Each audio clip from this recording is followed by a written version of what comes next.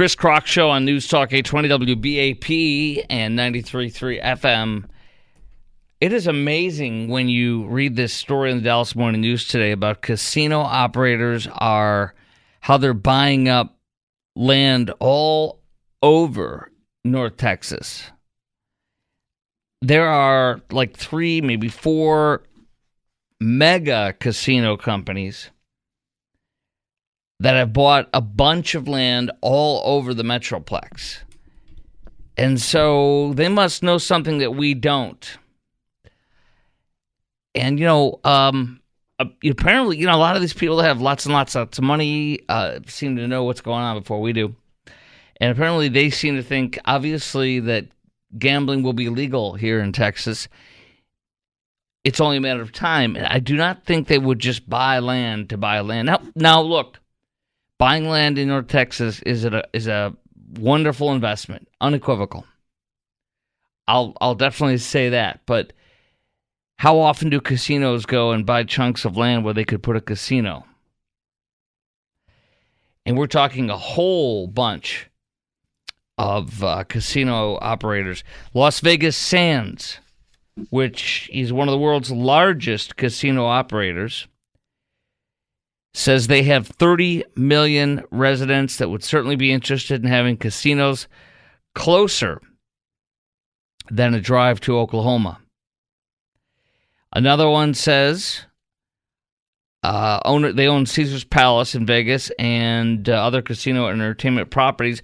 They bought up some land and they're looking at Texas Hill Country.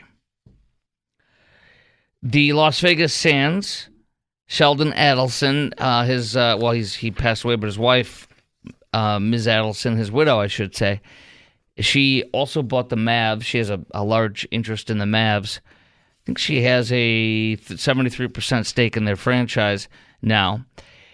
She has a 12-acre potential property development site on Stemmons Freeway just west of Victory Park in Dallas Design District. And before that, the news says, 200-acre. Last summer, they also bought a 200-acre development off of Carpenter Freeway in Irving, which is right across the highway from where Texas Stadium was. Happy to say I've been in there before they demolished it.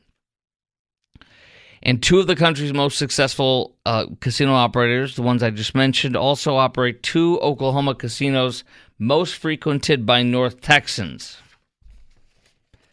So why not have more casinos all over the place so that more people can gamble and not have to drive up to Oklahoma, I guess is what they're saying. But I'll tell you my thoughts in a minute. Then you have Cordish Companies, which is in partnership with Texas Rangers, bought the billion-dollar Texas Live mixed-use development in Arlington. They recently broke ground on a new casino and hotel right across the border in Bossier City, Louisiana. They're going to generate $168 million in gaming tax revenues. Louisiana will, in that state, in the first 5 years it's open. At that one location, I should say. And they're saying it's a first-class gaming and entertainment experience that they're going to bring to millions and create significant new jobs, generate millions of dollars in economic benefits for the community and generations to come. So why wouldn't we want this here? And so they obviously seem to know something we don't because they're putting their money where they'd like to buy their casinos, presumably. And so I want to ask you a simple question, as Dwayne would say. Do you want casinos in DFW or in Texas? Do you want casinos or in DFW or in Texas? It doesn't matter. It could be Hill Country, could be here. Could be one or both. 800-288-WBAP is our number, 800-288-9227. My answer, which you probably picked up on already if you also listen to me with regularity, you know my answer is no, I don't want them. It's not because I'm a Puritan. It's not because, if there's a casino, I'm going to go out and boycott you or, shame you or guilt you. I tend to... When we go out of town and if there's a casino, we may gamble. But I don't want one in my town, and I don't want one in my state. If you want to do it, go to Oklahoma. I don't. We're missing out on all this money. So let's take a look at the places that have sold their souls out by having casinos. Some of them also added weed, legalizing it and such.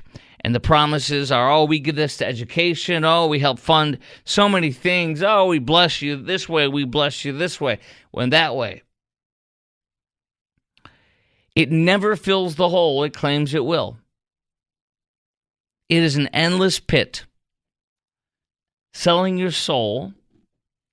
And I'm not saying this in a Puritan way. I'm just saying selling your soul for a buck that doesn't fill the hole that they're going to claim it does. No.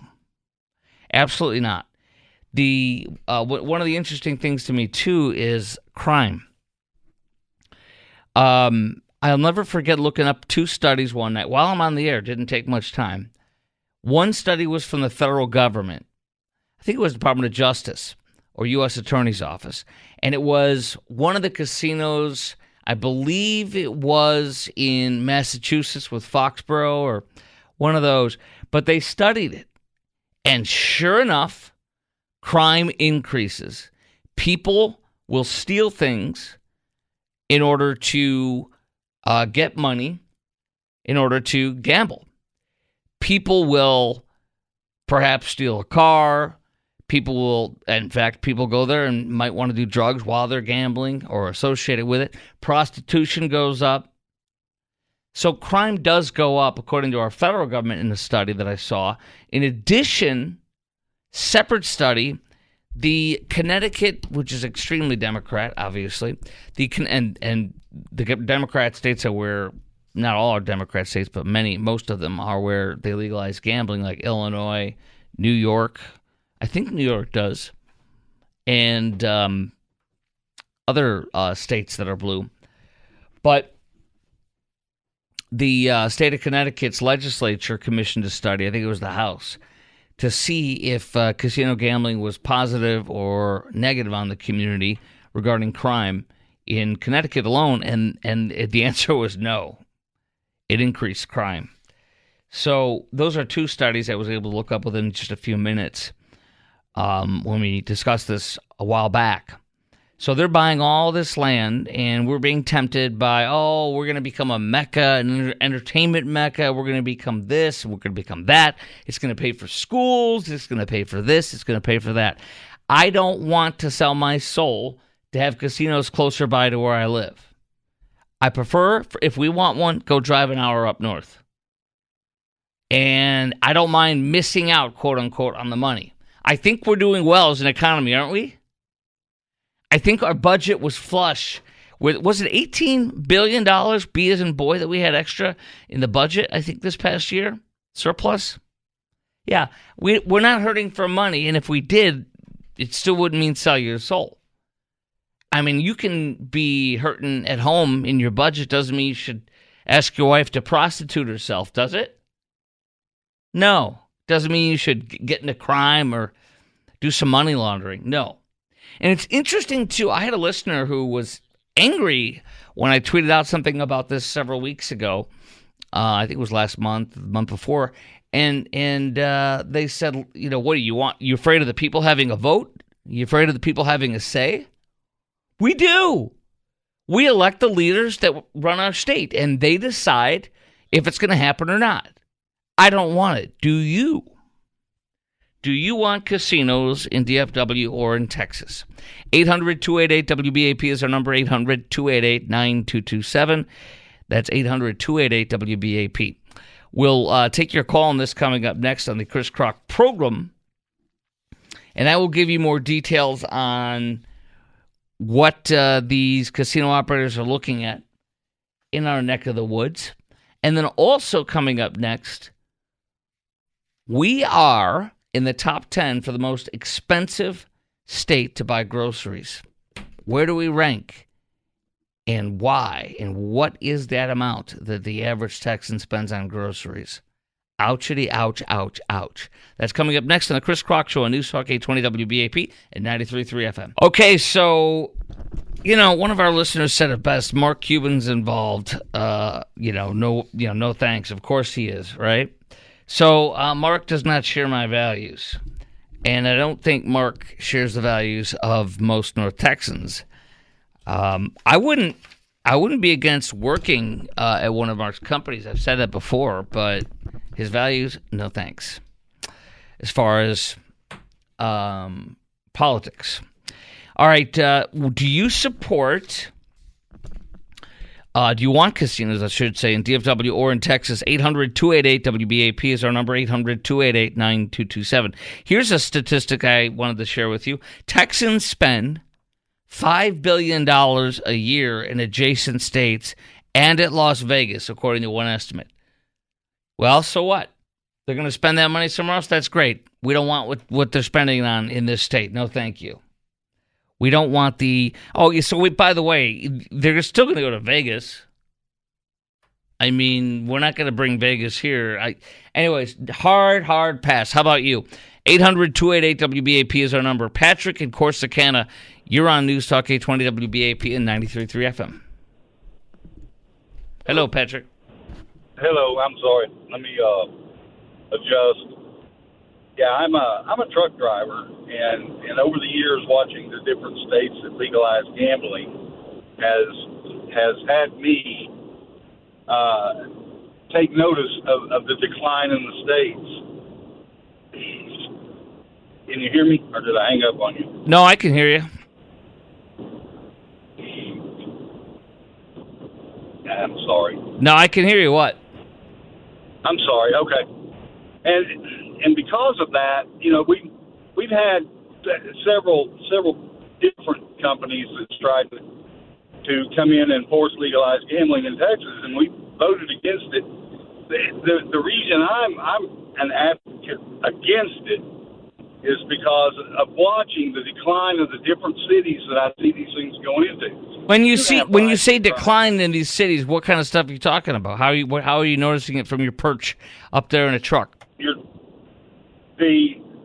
When you stop, let's just say you stop at a convenience store, and the amount of transit that you've never seen before in those areas, and they're all around casinos, truck stops that add casinos to their as part of their business, and you go in these truck stops and they're rough, and it's more than that. It's the hotels where you stay in hotels and stayed in the same hotels on the same routes. They go into decline, people living in them, and these casinos are not owned by these big casinos are owned by businesses in other states, and you mentioned where we spend $5 billion in other states in gambling. That's because those people are actually having to put forth an effort to get there. If you bring the casinos here, then you're going to capture all of the local, and I'm going to guess lower income, because when you look at Louisiana and go into a casino in Michigan, I'm talking about the major casinos, you can tell that the clientele they're not rich. They're not driving Corvettes. It captures a lot of just the lower income money and then sends it out of state to these rich people that do not live in Texas. You're talking about $5 billion we're spending now. I don't know what the figure is going to be, but I promise you it's going to be a whole lot more than any $5 billion that gets sent out of our state in local revenues. I can't believe that people fall into that trap. People can buy whatever they want, land, and saying, all these mega casino owners, doesn't mean that we're going to legalize it, and we shouldn't. It's personally offensive to me to see all this stuff go as if it's already a foregone conclusion when we're the ones who choose. So, no way. And I know as long as Dan Patrick's in charge of the Senate, the answer is no way. But I don't know. So you're saying as a truck driver, when you stop they have new stops at these casinos that you start stopping at, and you notice how seedy they are compared to other places. That's basically it, right, in a nutshell? Part of it is because we normally have our own hotels, but whenever they open these big casinos, like I can go to Vegas and I can stay in a hotel in Vegas. As long as it's a casino hotel, I can get a hotel for $20. So, in an effort to save money, because I stay in hotels all the time, Okay. you have to limit how much you spend. Right. Okay, so you'll go and you'll see it because it's cheaper there. I gotcha. Hey, Absolutely. Drive safe, and thank you for the call, brother. Appreciate it very much. Thank you. Bye-bye. Thank you. All right, let's go to Ken in Arlington. Ken, you're on News Talk 820 WBAP. Hi, Ken. Hey, Chris, I think it should be voted down. Because if the state of Texas, people in Texas are trying to push legalized pot. Who wants to sit and gamble while somebody's getting high next to you? I don't want either in my state. Right. I mean, you don't want to go and gamble. It's bad enough you're sitting at gambling and the people smoke next to you. Okay, I don't have a problem with that because that's legalized drug. Nothing's going to happen to it. But who wants to smell like pot all the way back wherever you're at? Come home, have to wash your clothes or whatever the case is, and all that other stuff. All you got to do is go to New York or Chicago, which I've been to both last year, multiple times in Chicago and once in New York, and the weed is everywhere. I was at a funeral for a sweet boy that we lost. It's a friend of our family's, and we were at the park for the gathering, the celebration of life afterwards. There was weed everywhere at a park in Queens. It was everywhere. Same thing in Chicago. It's just everywhere. So it's just no, I don't want it. And then the gambling, same thing. No, I don't want any of it. No. No, I don't want to smell like pot. I mean, if you're coming home from somewhere, you smell like pot, and you have to make a restroom stop. You pull into a 7-Eleven, and the clerk says, "The nacho machine's over there." I mean, well, but so basically, you're saying no to gambling and no to weed. You're right. Me too. Thanks, Ken, for your call. Appreciate it. We got to roll. All right, coming up next, Texas is in the top 10 for the most expensive state to buy groceries. Where is it, and how much are you paying for your groceries? That's coming up next on the Chris Crock Show on News Talk 820 WBAP and 93.3 FM. Chris Crock Show, News Talk 820 WBAP and 93.3 FM. I am seeing on one of those networks a Ron DeSantis town hall. Why? What do we need a Ron DeSantis town hall for? I like him, and the consensus seems to be that, yes, we want him as the second choice if God forbid something should happen with Trump. But I could care less, and I think almost everybody out there could care less. We know who he is. We don't need anything. Do you need another town hall, Producer Garrett? Do you need another town hall? No, you do not. You want to see another one with DeSantis? There's one on right now. Who wants to watch this? Nobody. I think they'd rather watch a cow passing gas or a camel passing gas than this DeSantis town hall. Okay, this will not surprise you, I would assume. It is that the average Texan now spends. We are 7th most expensive state for groceries in the entire country. We are the 7th most expensive in the nation. The average Texan spends $286 per week on groceries. That's $1,200 a month, $1,500 a year. Well, excuse me, $15,000 a year. So $1,200 a month. That's what the average Texan spends on groceries. California, shocker, is the number one. All the Californians moving here are helping to make us number one now. Thanks, guys. But $15,000 a year for groceries, $1,200 a month. I've got some more details on this, but here's what I want to ask you. How much are you paying for groceries each week? And how much more is it from when Trump left office? And I know the answer for my family. I'm going to give it to you in a second. But how much are you paying for groceries each week? And how much more is it from when Trump left office? 800-288-WBAP is our number, 800-288-9227. Well, in the Kroc household, and I asked my wife this again because she seemed to scoff at it the other day when we talked about it before I knew this topic was going to come up today in the news. And I can tell you this. I do the budget. I do it weekly. Every week I do it, and I like to see what's going on and see if we're falling off a cliff or if we're doing well or whatever. And we spend $800 every 2 weeks on groceries. We spend $400 a week. I mean, this is insane. $400 a week, $800 every 2 weeks. We spend $1,600 a month on groceries, which is $19,200 a year in the Kroc household. Dang. It's insane. How about you? What are you spending a week or every 2 weeks or a month, whatever, on groceries? And how much more is it from when Joe Biden left office? 800-288-WBAP is our number, 800-288-9227. I can tell you something else. When Trump left office and Joe Biden took over, it was $500 every 2 weeks. It was $1,000 per month in my budget.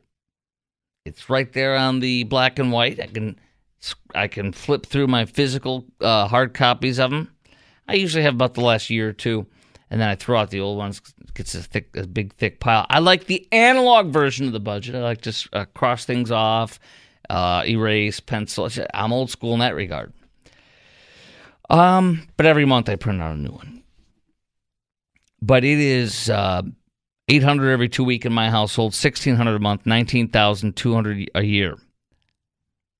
And the day Joe Biden took office, as I mentioned, it was $500 for 2 weeks, which would be $12,000 a month. Dude, that means I'm paying a $7,200 a year tax in groceries alone, a Joe Biden tax. When we really look at these numbers, it's just angering and outrageous. It's disgusting. It angers me. This man is making us all work more hours, work harder, get an extra job, all sorts of things. Instead of us working an extra job or working extra hard or getting a second job to pay for a nice toy we might want or to put towards more retirement. Instead, we lose more and more and more, while a lot of the people in the environment he's around, wealthy people, are doing great. Now, the average American spends, this is on CBS 11's website today, the average American spends an average of $270 per week on groceries. Those with children spend 41% more at the grocery store than those without. Now, I've got a 17-year-old and a 20-year-old, so what that means is I'm feeding 4 adults. And that's very, very expensive. The young man will go in there and inhale half the fridge.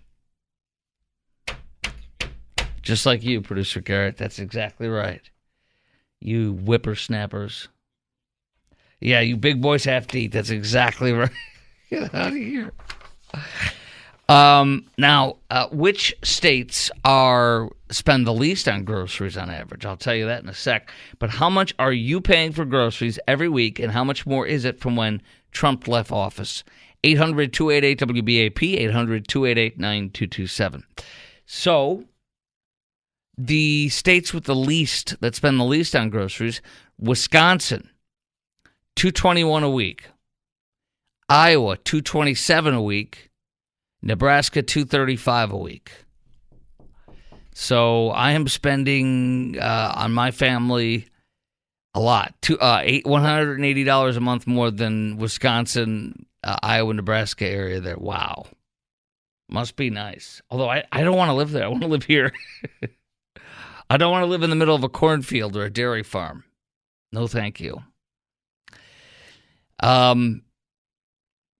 Yeah, this is crazy. You know what I've gone and by the way, what do you do? What are you doing to try to fight it? These outrageous grocery prices. Well, I went to Costco and I get bigger amounts and stock up on more stuff. I don't want to. I hate that. Until we had our home edition, we didn't have a lot of room for bigger foodstuffs, but now we do. We have an extra room. And so it's stacking up and buying in bulk because this is bad. This is bad, bad, bad. 800-288-WBAP is our number. That's 800-288-9227. I want to get into the illegals coming up next as well on the Chris Crock Show. You heard a little bit at the bottom of the hour from Fox News, but it's even worse than we thought because the Joe Biden administration lied to us. They lied to us, and Henry Cuellar, who's usually on our side with illegal immigration, even though he's a Democrat, he's a border, of course, congressman here in the great state of Texas, goes up into San Antonio. He owes us an apology, and our governor an apology in particular, for blaming him for the illegals dying. We're going to get into that coming up next. Let's go to Trevor in Dallas. Trevor, you're on News Talk 820 WBAP. Hey, Trevor. Good evening, Mr. Crock. Good evening. My family spends about $500 to $600 a month on groceries right now. Your family? We're eating, yes, family of four. I've got two kids, a 5 and a 6-year-old. But we do a lot of budgeting. I mean, we're eating beans and rice a lot of nights. We are doing an extreme budget where we are eating about 6 meals, and they're all the same throughout the month. So we're buying the same stuff over and over again. And it allows us to buy in bulk and able to save that and push it on further down the road. That is incredible. I mean, that's what can I ask if you're okay with it? What's the combined income of your household? Well, I'm the only one that's working right now, and I am currently bringing in roughly $55,000 a year. Okay, so you are American. You're close to what the average family of four in Texas earns, and Yep. I mean, you're having to eat. What was your budget like, and what was your diet like the day that Joe Biden took office, when Trump surrendered and gave left office and gave it to Joe Biden? Well, at the time, we were our budget was relatively the same, but our children were also much younger at that time, so we had a lot of baby formula being brought into the house, and so our expenses were a bit higher in that regard because of the expense of baby formula and other baby necessities that we needed. And so we were actually a bit higher, probably around the $700 per month to $800 per month range, just because of the special needs of the children versus now where they're older and they don't have to have those specialty foods anymore. Do your kids able to feed them? Sorry, go ahead. What? And we don't have to feed them the baby formula, which, as you know, is what, $40 a can now? Very expensive, yes. Back then. So do you think, are you angry about having to feed your family of four rice and beans all day long, every day, week after week, day after day? Are you angry about that? And do you feel like the kind of money that you make, that you should have to live like you're in a third world country with the same diet of rice and beans every day? I'm upset about it because I know that back then we could afford, if we were to take the same budget back to then without the specialty diets with the babies, I could have afforded nicer foods and better foods. We could go out to eat every once in a while. We could, go to Chick-fil-A or stuff like that every once in a while. Maybe not every week, and we still do most of our eating at home. But it does upset me greatly that I have to pay, as you said, this tax on this money that I'm earning and have to work more hours just to be able to feed my family and put a roof over our heads. Yeah, so you're feeding your family rice and beans every day, all day, all for week after week, month after month, year after year, while you're paying for Joe Biden's fantasies on all this climate crap, all this regulation, all this anti-fossil fuel stuff. It's enraging. Trevor, thank you. Go ahead, finish your last thought here before we let you go. Thank you for all that you do, and thank you for keeping everything keeping the public informed. Trevor, I'm proud of you for taking care of your family and for being a budget hawk. I'm proud of you, and you're going to be okay. I'm real proud of you. Thank you, brother. Thank you. You have a good night. You too. That's tough.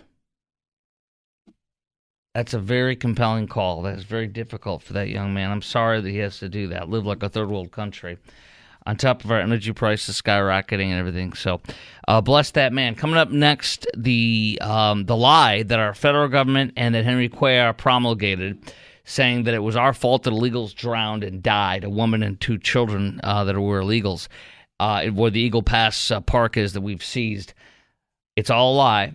And we're owed an apology. Our governor and our state is. Coming up next. Oh, this song. This song. I remember this song when it came out. My brother and I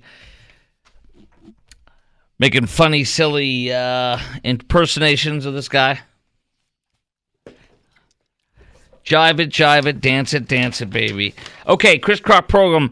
And do you remember yesterday how Henry Cuellar, the moderate Democrat who tends to support what we support when it comes to illegal immigration, particularly because he is on the southern border. His district goes, interestingly enough, from the a large swath of the border, all the way up to San Antonio, and he gets kind of a quarter of the city of San Antonio.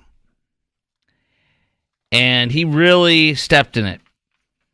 When he lied, I won't say he lied, but when I say he spread genuine disinformation and misinformation,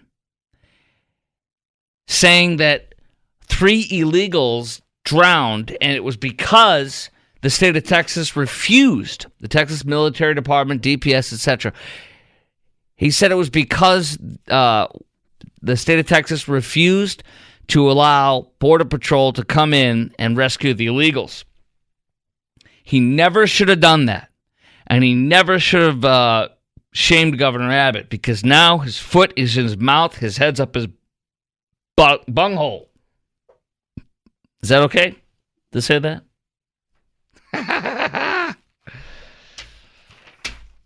No, I know it's not one of the 7 words. I'm just saying, is that okay? Is that bad? Is that bad to say that? Of course, what I did was I said it and then I asked if it was bad. Right? That's kind of how I roll. Anyway, so it's not the case. In fact, what happened was the illegals drowned, and then the government learned about it, and then they asked to go in there. But the illegals were already dead for an hour. And what happened is, in a lot of these cases, I'll go through it a little bit, but the government of Mexico is rescuing some of these people. Some of these people are coming over to our side at Eagle Pass, and they're saying, oh, crap, they're not letting us in anymore. Oh, and then they're swimming back with hypothermia. Some of them are drowning or having trouble. But no, that's just not the case. So they lied. They spread disinformation and misinformation, and Henry Cuellar now owes us an apology and our governor an apology. The other thing is the federal government is demanding that we give them access to that park in Eagle Pass. It's called Shelby Park, and they're demanding that we allow them to come in by January 17th at midnight, as the clock strikes midnight into January 18th. They're demanding they be allowed to walk in. And I'm glad that our governor and our government is saying no. Absolutely not. Now, coming up next, I'm going to be telling you about how one word in the federal government's letter, DHS Secretary's DHS letter to our governor, how one word shows that perhaps they're going to try to criminally prosecute us, to perhaps arrest and jail Texas DPS or Texas guardsmen who refuse to allow them in. I will give you the one word, and I'll tell you what it means and why that means they're going to come after our guys or girls on the border. They're our gals. And here's my questions for you at 800-288-WBAP, 800-288-9227. Do you want Governor Abbott and DPS and guardsmen to stand their ground and not allow the federal government access into that park in Eagle Pass? And should the governor stand firm, even if it means the feds start arresting our troopers and our guardsmen, which it does look like they're going to try to do that actually, or do that. And would you stand firm and allow them to arrest you if it were you that were the trooper or guardsman? 800-288-WBAP. Would you willingly still do it and get arrested? 800-288-9227 is our number. 800-288-WBAP. Yes, we should stand our ground. Yes, we should keep doing it. And yes, they should come and arrest us if they want to. Gladly. Gladly. And I think it'd be great. Just step in there and go, sure, go ahead. I'm doing my job here. You want to arrest me? Go. Good luck on that. Let's go. That'll be a showdown. I think we're going to see it. All right, we'll talk to you and take your call on this coming up next. Plus, I'm going to share what one-word shows they're coming after us criminally, most likely, if we don't comply by the midnight on the 18th. Next.